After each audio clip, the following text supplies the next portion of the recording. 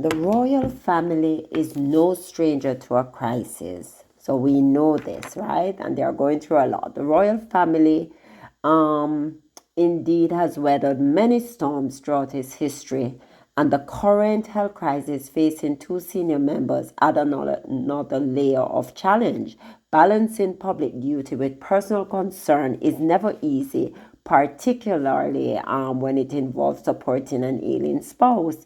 So we know some of the challenge they have been rocked by, or scandal. They have been rocked by scandals, extramarital affairs, and what felt in the mid-90s like an never-ending stream of divorces that all but shattered the fairy tale dream of the modern royal marriage.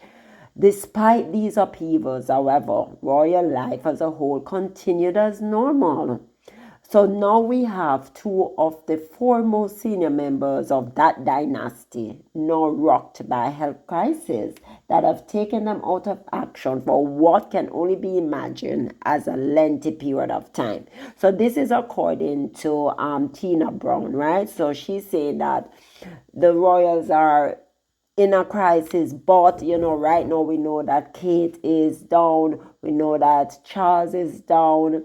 The two remaining healthy members, Camilla and William, are facing considerable struggles, so they are saying obviously their spouse is alien. So in times of uncertainty, the monarchy's ability to adapt and connect with the public becomes crucial, right? Because again, remember what the Queen said, you have to be seen to be believed. If the public is not seeing you, then at some point they are going to start getting frustrated, because that is what they are supposed to be about. Serving the charities, all of those things. They must be seen to be believed, because people are not going to believe these fairy tales unless they actually see what is happening with the fairy tales, right? So embracing transparency and empathy, as exemplified by Edward VIII's approach, could indeed strengthen the bond between the royal family and the people they serve. Acknowledging personal struggles can humanize the institution, making it more relatable and relevant to ordinary citizens. So we're talking about what is going on with them. So after 7 decades of certainty, so remember this was it, right, with Queen Elizabeth on the throne for 70 years. There was a level of certainty about her. She, as I say to you all the time, she was working up to her dying date. So people like certainty. People don't like to be uncertain about their future. And when they see that beacon, somebody that they can maybe look up to, then they feel that the monarchy is really the way to go. And she presented that. She gave them that level of, security then. So they felt good to know that she was on the throne for so long. Obviously, we know that with Charles being there, it has been a rocky road from get-go. It is just a mess. So as we were saying, after 77 decades, 70 years on the throne, who was an unwavering physical presence on the landscape of British national life, the future suddenly looks less clear. But the royal family will know this is not without precedence.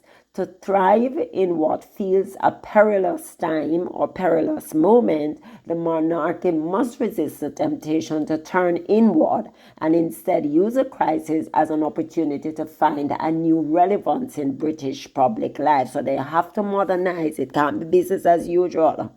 Whatever Queen Elizabeth did for 70 years, it worked for her. But now with social media, things are turning. People want them to modernize. If they're going to remain relevant, they have to modernize, right?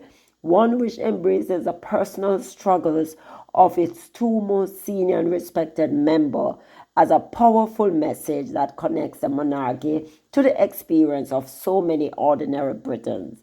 An empathetic and direct approach, the one first championed by Edward VIII, would resonate meaningfully within a country that still looks to the royal family as a symbol of national pride, national life, national, they look to the monarchy, they prefer them over the politicians because they say the monarchy is stable. You see, you have about 7 prime ministers in the last how many years. So that's not stability. They want something stable, and what that is what the monarchy represents to them, even though it's outgoing, it's outdated, it's archaic, it's all of those names. They think that the monarchy is still relevant to them. So if they are not seeing their 2 most senior members, or there's 2 most senior members incapable of coming out to the public, then and as we know, Kate is maybe the most popular of the royals. That still remains there, and rightly so, because William is boring, Charles is old, Camilla is old, so maybe she was the only one that, they would talk about her dress, because that's basically what Kate represented, her dress and maybe her looks.